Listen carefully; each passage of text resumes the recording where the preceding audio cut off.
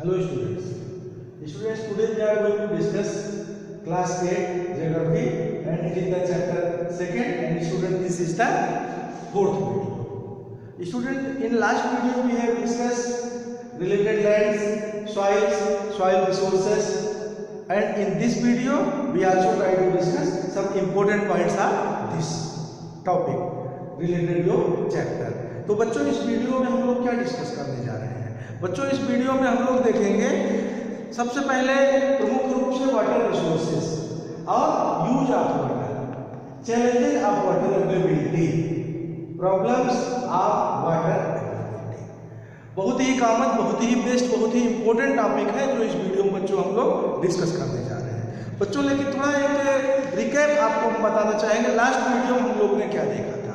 Last video number 3 में बच्चों हम लोगों ने देखा था डिग्रेडेशन ऑफ सॉइल और उसके साथ साथ हम लोग ने देखा था सॉइल कंजर्वेशन के method, different method of soil conservation, जिसमें हम लोग ने रैक डैम देखा था, टेरेस फार्मिंग देखा था, इंटरक्रॉपिंग देखा था, डिफरेंट मेथड क्या देखा था सॉइल रिसोर्सेज के। अब यहाँ हम लोग क्या देखने जा रहे हैं? आपने लैंड के बारे में समझा, सॉइल के बारे में समझा, अब आप देखने जा रहे हैं water, that means water resources. अब बच्चों हम लोग वाटर के बारे में इस वीडियो में समझेंगे किस तरह से क्या रिसोर्सेस है और इसकी इम्पोर्टेंस क्या है और इसकी अन्य अवेलेबिलिटी के बारे में भी समझने का कार्य करेंगे। तो सबसे पहले बच्चों आप वाटर के बारे में समझिए, वाटर रिसोर्सेस ये क्यों इस तरह बहुत ही महत्वपूर्ण रिसोर्सेस कहा जाता है। सबसे मेन बात आप समझिए बच्चों, 3/4 of the earth surface is covered with water. आप समझिए अर्थ का 3/4 हिस्सा वाटर से कवर है, दैट मीन्स 75% यू कैन से। अर्थ का 25 रिमेन्स हुआ और 75% किससे कवर है? वाटर से। Even what is position of the water, उसके बाद भी वाटर अवेलेबिलिटी कैसे है? अब आप समझिए the ocean covers 2/3 of the earth. अब ये समझ लीजिए इसमें क्या है, 2/3 किसने कवर किया है? ओशियंस, पूरे सरफेस का, and support A rich variety of plants and animal life. Animal life, plants और उससे रिलेटेड भी बहुत सारे वर्क, बहुत सारे एक्स्ट्रा एक्टिविटीज किससे संबंधित है? वाटर से। क्या वाटर के बिना ये सब संभव है? और students, the ocean water however saline and not fit for human life और देयर कंजप्शन। क्या ओशियन वाटर लोगों के यूज के लिए सुटेबल है? नहीं, सलाइन है या यूज के योग्य नहीं है। अब आप पॉइंट पे आइए बच्चों, फ्रेश वाटर, फ्रेश वाटर की पोजीशन क्या है? Account for only about 2.7%। आप समझिए फ्रेश वाटर कितना है? 2.7% ऐसा वाटर है जो फ्रेश है। और उसमें क्या है? उस 2.7 में क्या है बच्चों? 70% ग्लेशियर एंड आइस शीट्स। उसमें 70% ग्लेशियर और आइस शीट्स हैं। कहाँ? अंटार्कटिका, ग्रीनलैंड और माउंटेन रीजन्स। माउंटेन रीजन्स में क्या होता है? ग्लेशियर होता है। तो उसकी पोजीशन क्या है टोटल वाटर्स में? टोटल नहीं, ये फ्रेश वाटर में 2.7 में इसकी परसेंटेज 70% है। That means how many remains? Near about only 1%। 1% ही आपका एक्स्ट्रा बच रहा है बच्चों। अब आप आगे देखिए, 70% ग्लेशियर, हमने बताया आपको कि यह कहाँ माउंटेन रीजन में है। अब आप देखिए it's a renewable resources and it's renewed through water cycle. तो ये वाटर साइकिल के थ्रू क्या होता है? वाटर साइकिल आप पिछले कई क्लासों में आप पढ़ चुके हैं। वाटर साइकिल क्या होता है? सबसे पहले ओशियन का वाटर है, ऊपर से चंदा मामा है, उसको हीट देते हैं, गर्मी से क्या होता है? इवेपोरेट होता है, इवेपोरेट होके जाके क्लाउड से, और क्लाउड फिर क्या कंडेंस होके प्रेसिपिटेशन होता है, बारिश होता है, और बारिश होके फिर यही सूर्य की उष्मा से वार्म गर्म होके फिर क्या होता है? इवोपरेट होके फिर क्लाउड, फिर प्रिसिपिटेशन होता है कंडेंस होके। सो students this is cycle is called water cycle. Water cycle ये नहीं कि वाटर में साइकिल चलाओ भाई, this is the water cycle. Means water cycle एक ऐसी प्रोसेस, ऐसी प्रक्रिया है जिसमें वाटर की क्या होती है, साइकिलिंग होती है, साइकिलिंग प्रक्रिया होती है। तो आपने क्या देखा बच्चों, वाटर रिसोर्सेस को आप समझा। अब आप देखिए इसके बाद आप क्या देखेंगे, usages of water. Use of water कोई बहुत टफ तो नहीं, आपको ऑलरेडी बहुत कुछ पता है बच्चों।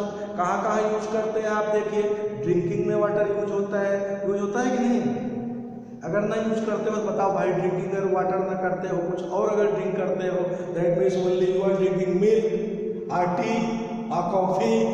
अगर इसी सबसे ही आपका काम चलता है, चलो मान लेते हैं। और बच्चों क्या, तो टी कॉफी भी याद रखना, वहाँ भी वाटर यूज होगा।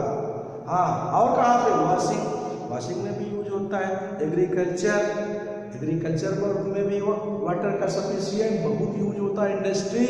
इंडस्ट्रीज में, फैक्ट्री में, कंपनी में, in many place, every place you can say water source to be use. और जनरेटिंग इलेक्ट्रिसिटी तैयार करने के लिए, बिजली तैयार करने के लिए अभी जो पढ़ाया जा रहा है इसे आप वीडियो में कहाँ देखेंगे, मोबाइल या कंप्यूटर में। मोबाइल देखेंगे, मोबाइल को चार्ज करेंगे, बिना चार्ज किए देखेंगे। जब चार्ज करेंगे उसके लिए बिजली चाहिए, इलेक्ट्रिसिटी चाहिए। वो इलेक्ट्रिसिटी कहाँ से जनरेट होती है, वाटर से। So students this is the usages of water. बहुत सारे प्लेस है जहाँ पे वाटर की आवश्यकता होती है, वाटर आप यूज करते हैं, प्रयोग करते हैं। अब आप देखिए महत्वपूर्ण पॉइंट क्या है, चैलेंजेस ऑफ वाटर अवेलेबिलिटी।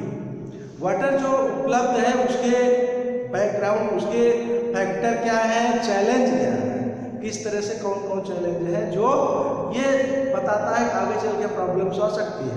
क्या क्या है, राइजिंग डिमांड का बढ़ना। डिमांड अगर ज़्यादा बढ़ेगी तो वाटर जो है वो या तो वो भी बढ़े तब डिमांड बढ़े, पूरी हो। लेकिन डिमांड बढ़ रही है, वाटर उतना नहीं बढ़ रहा है। बल्कि आगे देखिए बच्चों, अर्बनाइजेशन, शहरीकरण। जब शहरीकरण होगा, लोग शहरों में आएंगे तो वहाँ पे भी क्या होता है, वाटर की इम्पोर्टेंस क्या है, शहर के लोग वाटर अधिक यूज करते हैं, आपको लगता है? You try to understand. शहरीकरण के कारण भी बहुत सारे कंस्ट्रक्शन होंगे, बिल्डिंग बनेंगे, मकान बनेंगे, तो क्या होगा, वाटर की आवश्यकता तो होगी। और इंक्रीजिंग पॉपुलेशन भी एज ए महत्वपूर्ण फैक्टर है। विकास भी, पीपल यूज एक्स्ट्रा, बहुत लोगों की जनसंख्या बढ़ेगी, पॉपुलेशन बढ़ेगी तो सब वाटर को यूज करेंगे ना। ऐसा तो है नहीं, जनसंख्या बढ़ेगी तो कुछ लोग यूज करेंगे, बाकी नए लोग होंगे तो कहेंगे नहीं भाई हम तो एक्स्ट्रा वाले में है, हमें वाटर नहीं। क्या ऐसा है? नो। तो बच्चों इंक्रीजिंग पॉपुलेशन भी एक जबरदस्त क्या है, चैलेंज है। वाटर अवेलेबिलिटी की, जो वाटर उपलब्ध है, जो अवेलेबल है, उसको किस तरह से सभी को सफिशिएंस उपलब्ध कराया जाए। नेक्स्ट बच्चों लास्ट पॉइंट आपका क्या है, problems of water availability, extra main problem. अब आप और क्या क्या प्रॉब्लम आप, उसके क्या रीजन आते हैं, क्या रिजल्ट आता है, आप देखिए। Scarcity of the water in many regions of the world. क्या होता है इससे, स्कैर्सिटी हो जाता है, कमी हो जाती है वाटर की विश्व के बहुत सारे क्षेत्रों में। क्या होता है, वाटर की कमी हो जाती है। वाटर की कमी क्यों हो जाती है, क्योंकि जब एक्स्ट्रा यूज होगा तो वाटर की कमी होगी बच्चों। कहाँ कहाँ पे, आप देखिए मुख्य रूप से बता जा रहा, Africa, West Asia, South Asia, part of western USA का वेस्टर्न हिस्सा, north west Mexico north west हिस्सा, पार्ट ऑफ साउथ अफ्रीका का भी कुछ हिस्सा, और इंटायर ऑस्ट्रेलिया, पूरा ऑस्ट्रेलिया भी क्या है, यहाँ पे वाटर की कमी हो रही है। सब ऐसे क्षेत्र हैं, देखने में ही सूखे डिजर्ट जैसे लगते हैं, डिजर्ट वाली प्लेस है, तो यहाँ पे ऐसा है। क्या है, problems of water availability, water उपलब्ध होने की स्थिति कम हो रही है, वहाँ पे प्रॉब्लम है, वाटर उतना नहीं है जितना होना चाहिए। और क्या क्या रीजन है बच्चों, variation of the precipitation variation, बरसात का एक निश्चित सीक्वेंस में ना होना। ओवर एक्सप्लॉयटेशन, मान लीजिए आपके पास वाटर तो है लेकिन आवश्यकता से अधिक आपको उसको यूज करना है, वाटर जितना है 10 लोगों का है, लोगों की संख्या 50 है, व्हाट विल वी डू। और वाटर का कुछ लोगों के द्वारा एक्स्ट्रा मिस यूज करना, आवश्यकता से अधिक लोगों का यूज करना। Contamination of water resources, last point, contamination of water resources, that means क्या होता है, वाटर को पॉल्यूटेड करना, वाटर को प्रदूषित करना। वाटर है अगर पॉल्यूट कर दिया गया, प्रदूषित कर दिया गया, what to be, how to be use. So students, under this video we will discuss so many points: water resources, use of water, challenges of water availability and problems of water availability। तो इन सारे point को बच्चों हम लोग ने इस video में समझा। इसे आप अच्छी तरह से देखिए, समझिए, वॉच करिए with your PDF and books also. अगर आप पीडीएफ के साथ वीडियो को देखेंगे, समझेंगे तो आपके समझ में बहुत ही अच्छी तरह आएगा। और इस सब के सारे पॉइंट ऐसे हैं जो आपके एग्जाम में आपको महत्वपूर्ण मार्क्स दिलाएंगे। आने वाले समय में कंपटीशन में इनसे बहुत सारे क्वेश्चन आते हैं बच्चों। So students, thanks and bye बच्चों।